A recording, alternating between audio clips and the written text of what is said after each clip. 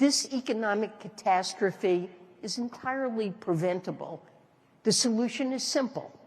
Congress must vote to raise or suspend the debt limit, and it should do so without conditions. Let's not wait until the last minute. It is a basic responsibility of our nation's leaders to get this done.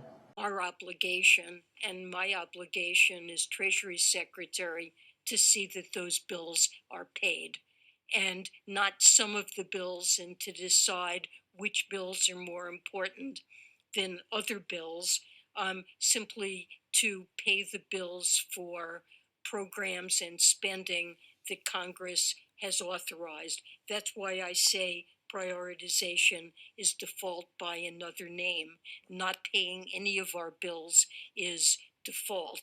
And when you think about the pain that it would cause to Social Security recipients, to food stamp recipients, you name it, people, to vendors who've supplied services to the government and have their own payrolls to meet, to be told they're not going to be paid, the government isn't going to honor those bills, that's a default. And rating agencies, particularly Fitch, has already clearly indicated that a failure to pay all of the government's bills when they're due would certainly compromise our credit rating. So this has never been tried. It's been rejected by all past Treasury secretaries. And I would say our systems, our payment systems, are simply set up to pay all the government's bills when they come due. They're not set up to divide payments into different types as a general matter, and to be able to say, yes, this, and this, we're paying, and these other things we're holding back. For many agencies, payments of all types are all mixed together in ways that couldn't be disentangled. Welcome to the Crypto Teacher. And you know I come back with that video just to make you think. Don't forget to like and subscribe to the channel. And guys, we know the Fed needs the Treasury. And we know Janet Yellen and Gary Gensler are the chess pieces to the NWO. And we see Janet Yellen constantly wearing the purple and pearls. And we know she's the one riding the beast into the fourth industrial revolution, where the robots, algorithms, and drones take the economy over, pay each other with crypto, and the sheep are going inside the metaverse. And the debt ceiling and Donald Trump are nothing but distraction. But they will lead us to the main event. And what's that main event? That's right, we hear the drums are beating. We have China and Russia, the BRICS nations, the emerging markets, the Middle East dethroning the dollar. But guys, we know this was a plan a long time ago. Remember, America is the last free country, and we know the NWO doesn't like freedom. If you look at all the countries that are attached to the Belt and Road, over 150 countries and 32 international organizations. And where is America? That's right, sitting on the outside looking in. And guys, how did Babylon end? That's right, the same way America 2.0 that we're looking at right now is ending. Everyone is distracted, falling for the devil's tricks. And we see the IMF loan Ukraine money. Guys, do you know that's the first time in history that the IMF has loaned a country money at war? This is the first time ever. Of all the wars, this is the first time ever. Why is that, guys? Because we know they're trying to get this digital transformation underway. Remember, wars will no longer be physical. It's all cyber wars. It's all a movie. And remember, your life is an illusion and TV is your reality. And remember, the Crypto Teacher told you, because he knows. When it comes to the New World Order, it's all planned out. You have a wonderful day. Well, China, for several years, has made very clear, along with the Russians, they want to downgrade the dollar because they think that'll enhance their power around the world. And certainly the way we've treated the dollar over the year has gone in that direction. However, people are not going to trust the Chinese yuan. You may get these one-off deals like they're doing with the French, but China does not have real capital markets. China has capital controls. And so in terms of currency, people are going to prefer the dollar to the yuan. And so in that sense, I think we've got some time to get our house in order. And that 20-state tour you're talking about with Joe Biden, that shows how utterly out of touch he and his team are in terms of the economy, proclaiming that even though people are feeling that things are not going well, they say things are just fine, shows how utterly out of touch they are with reality. Talk about the ultimate bubble. The U.S. may not be at war with China. I would argue that China has long since been at war with the U.S. from an economic, a resource, and a cyber warfare perspective. I think that we also have to identify the geopolitical alliances that's occurred with regards to Russia, China, Iran, and North Korea.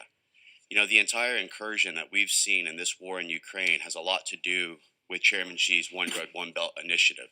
His desire to expand the Eurasian border, take Africa, take Oceania, recreate this maritime Silk Route while dominating ports and railways, as we've seen with the development in Djibouti.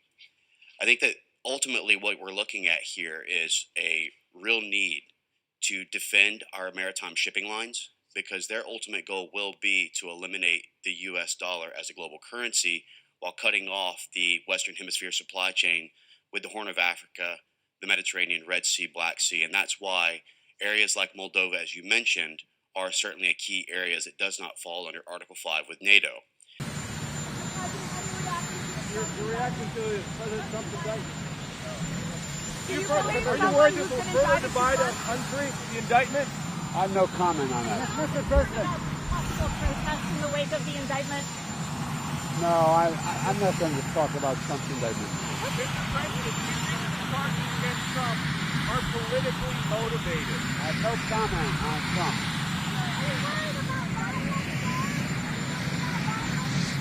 Going to a different economy, and we're going to be learning more about that as we go. But clearly, we're learning that things can be done from remote locations. We're learning that technology can replace people even more than we thought.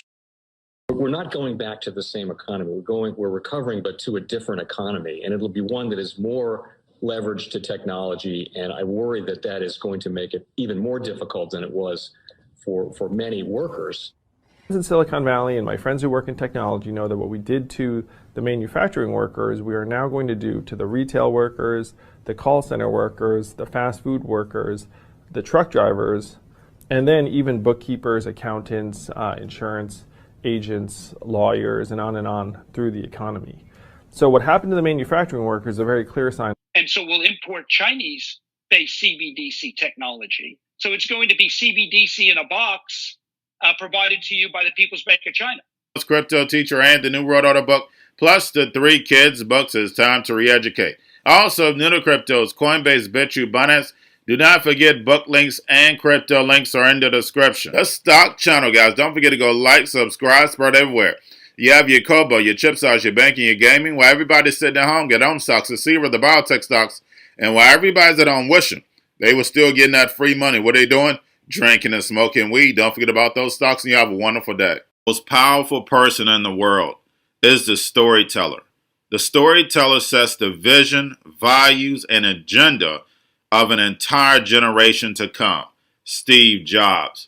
And guys, you know I truly believe in this. When you look at the New World Order, they're the storytellers. And that's the reason why I wrote my New World Order book. But guys, now it's time to change the current generation. And I wrote 3 kids books. You know I love the Trinity because I understand the power that's in it. So I have 3 books. We have an opportunity to change the generation, to educate, not just me, but I want to show you that I take action on a daily basis. And I want you to take action on a daily basis.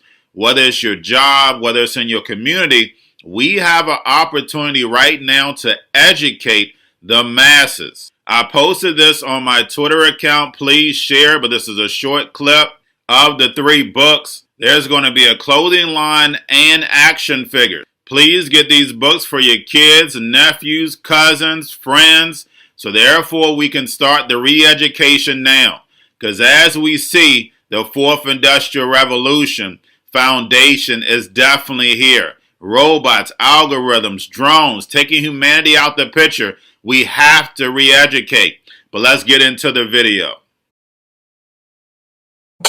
Part 1. King Joshua and Grandma Tam save the village. Part 2. King Joshua and Grandma Tam save New York from COVID Stories 3.